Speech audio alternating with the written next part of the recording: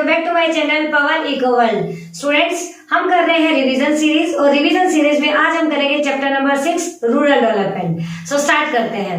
तो देखिए बेटा, रूरल डेवलपमेंट क्या होता है? It means an action plan for the economic and social growth of the rural areas.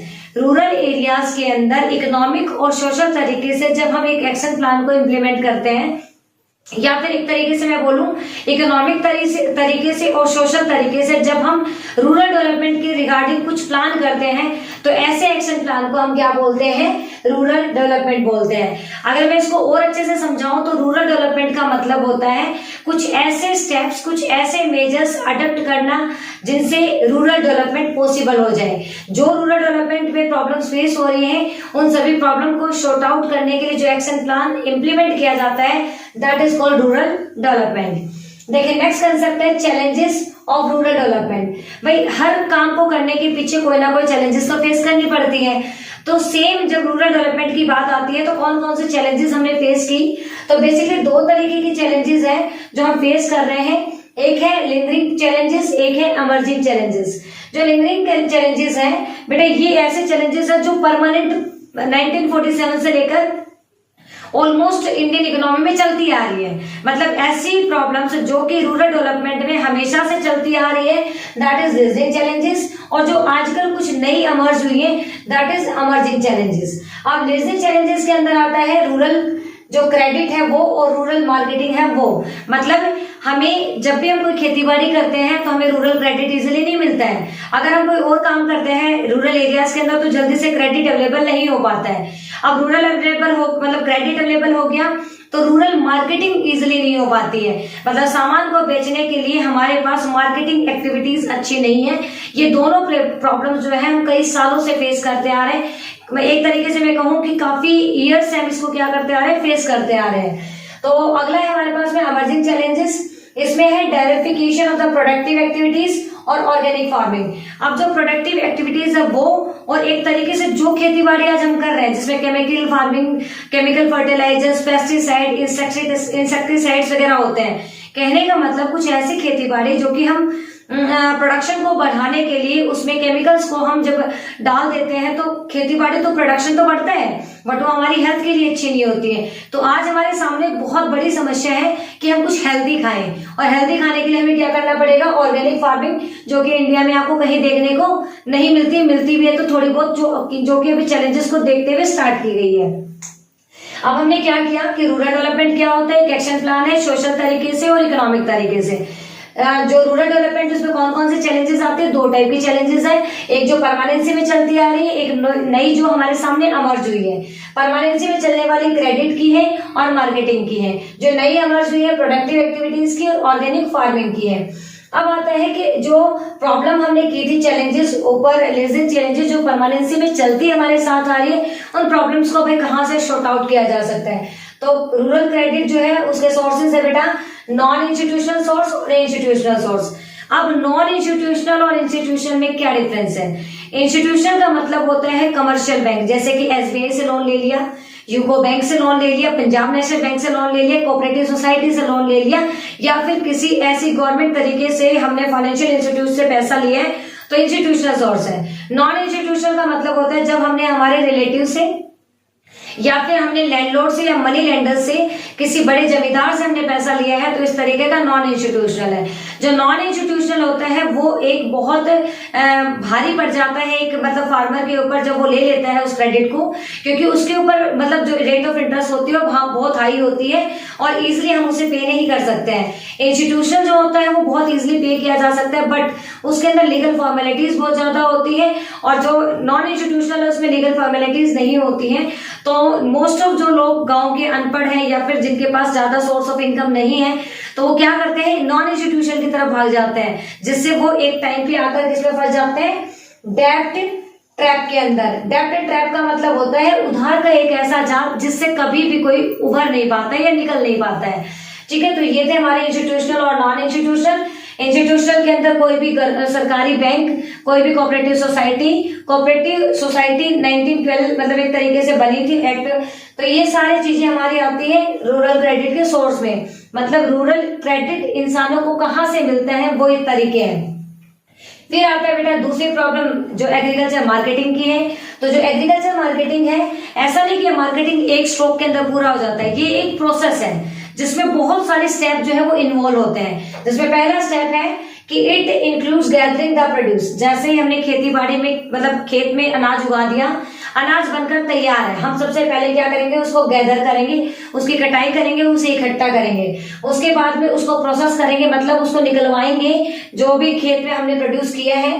फिर हम उसको ग्रेड के अकॉर्डिंग, मतलब उसकी क्वालिटी के अकॉर्डिंग, मोटा धान, कच्चा धान, अच्छा धान, ऐसा करके उसको अलग अलग क्वालिटी वाइज अलग अलग करेंगे। फिर जो बायर होते हैं उनकी प्रेफरेंस के अकॉर्डिंग उसको पैकेट में डाला जाएगा, उनकी पैकेजिंग होगी। फिर उनको फ्यूचर सेल के लिए जो होलसेल है या फिर कह सकते हैं कि जो मार्केट होती है या फिर वेयर हाउस होते हैं उसके अंदर स्टोर किया जाएगा। और लास्ट में वेयर हाउस से तब निकाला जाएगा जब मार्केट में लुक्रेटिव प्राइस हो, मतलब मार्केट में जब एक फार्मर जितने प्राइस चाहता है, जहां पे उसे ज्यादा मैक्सिमम प्रॉफिट हो रहा है, उस टाइम पे हम जब प्रोड्यूस को बेचते हैं, that is called lucrative prices. तो एग्रीकल्चर मार्केटिंग जो कि परमानेंसी में एक ऐसी प्रॉब्लम चलती आ रही है जिसका कोई भी मतलब परमानेंट सॉल्यूशन इंडिया के अंदर नहीं था, अब तो टाइम के साथ आने लगे हैं। वो एक प्रोसेस है जिसमें बहुत सारी चीजें होती है। कैसे? सबसे पहले प्रोड्यूस को इकट्ठा किया जाता है, फिर उसे अलग किया जाता है, फिर उसे क्वालिटी वाइज अलग अलग किया जाएगा, फिर उसे पैकेट्स में बायर की प्रेफरेंस के अकॉर्डिंग डाला जाएगा, फिर उसे वेयर हाउस में रखा जाएगा फ्यूचर सेल के लिए, और फाइनली उसे तब मार्केट में बेचा जाएगा जब मार्केट में प्राइसेस बहुत ज्यादा हो। टॉपिक है बेटा measures initiated by the government to improve the marketing system. क्योंकि हमने देखा कि मार्केटिंग सिस्टम बहुत खराब है, तो एक बहुत बड़ी समस्या है। इस चैलेंज को दूर करने के लिए गवर्नमेंट ने कुछ स्टेप्स, कुछ मेजर्स अडॉप्ट किए हैं। वो कौन कौन से हैं? कुछ रेगुलेटेड मार्केट्स बनाए गए हैं ताकि एक फार्मर को एक मार्केट मिले जहां जाकर वो अपने गुड्स को या फिर फूड ग्रेन्स को सेल कर सके। फिजिकल इंफ्रास्ट्रक्चर जो है उसके लिए प्रोविजन बनाया है, वेयर हाउसेस वगैरह बनाए हैं ताकि लोगों को अनाज रखने की कोई प्रॉब्लम ना आए। कोऑपरेटिव एग्रीकल्चर मार्केटिंग सोसाइटीज बनाई गई हैं जो कि बहुत ही अच्छे तरीके से अपने मेंबर्स को सपोर्ट करती हैं। एमएसपी मार्जिन स्टैंडिंग पॉलिसी, जिसे फ्लोर पॉलिसी भी बोला जाता है, एग्रीकल्चर के लिए स्पेशली मतलब एमएसपी पॉलिसी बनाई गई है। PDS system, public distribution system, जिसे फेयर प्राइस शॉप वगैरह बोला जाता है, ये भी बनाए गए हैं। और फाइनली बफर स्टॉक बनाए गए हैं ताकि जितना भी एक्स्ट्रा फूड ग्रेन्स है जो कि मार्केट में बिकने के लिए भी रेडी नहीं है, तो बफर स्टॉक पे रख दिया जाता है। इन फ्यूचर आने वाले सर्कमस्टांसेस में जो हमारी इकोनॉमी, हमारी गवर्नमेंट है, उसे यूज कर लेती है।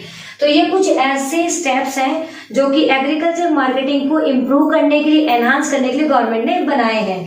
अगला जो टॉपिक है बेटा वो है डायवर्सिफिकेशन ऑफ प्रोडक्टिव एक्टिविटीज। मतलब यहाँ तक हमारे जो लेजिंग चैलेंजेस थी वो खत्म हो गई। अब आ जाती है हमारे जो इमर्जिंग चैलेंजेस जो हमारे सामने हैं, वो कौन सी है? तो उसके अंदर सबसे पहले it implies a shift from crop farming to non farming. पहले हम क्या करते थे, लगभग हमारा जो देश है वो डिपेंड करता है एग्रीकल्चर के ऊपर।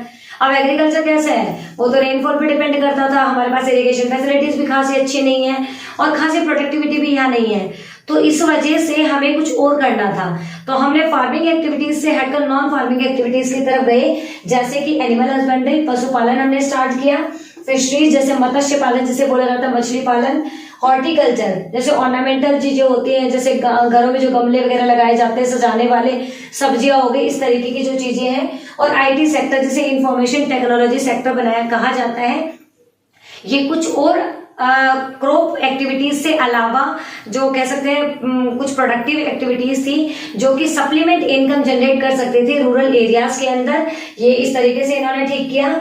ऑर्गेनिक फार्मिंग जो सेकंड समस्या है, सेकंड हमारे चैलेंज है, इसके लिए हमने क्या किया, जो केमिकल फर्टिलाइजर जो सोइल की फर्टिलिटी को लूज कर रहे थे, कुछ ऐसी चीजें जो कि हमारे हेल्थ को खराब कर रही थी, उनके यूज को हमने डिस्कार्ड कर दिया।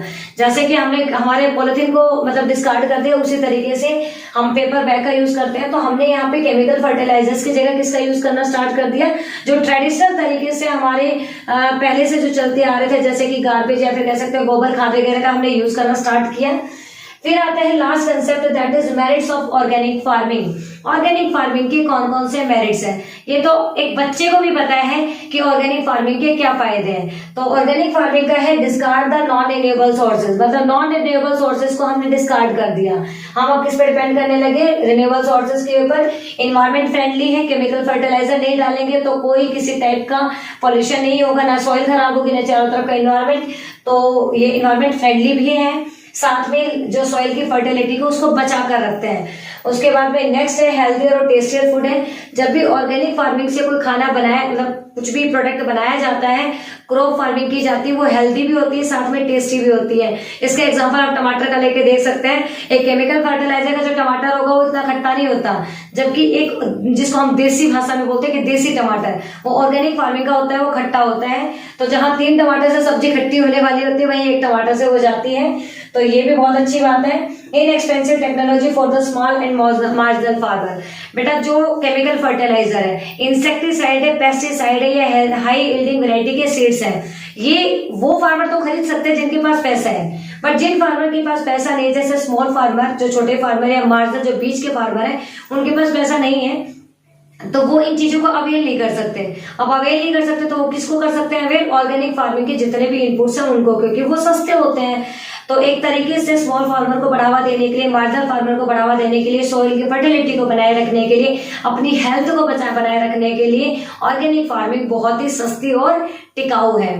तो बेटा जो हमारा चैप्टर नंबर 6 है, ये बेसिकली डिपेंड करता था कि रूरल डेवलपमेंट क्या होती है, और रूरल डेवलपमेंट को मतलब एक तरीके से गांव को सही करने के लिए, गांव को डेवलप करने के लिए कौन कौन सी प्रॉब्लम हम फेस करते हैं, उन सभी चीजों का सोल्यूशन इस चैप्टर में था, जो कि मैंने आपको करवा दिया है। अब मिलते हैं हमारे चैप्टर नंबर 7 के अंदर वन शॉट रिवीजन में। तब तक के लिए टेक केयर, बाय बाय।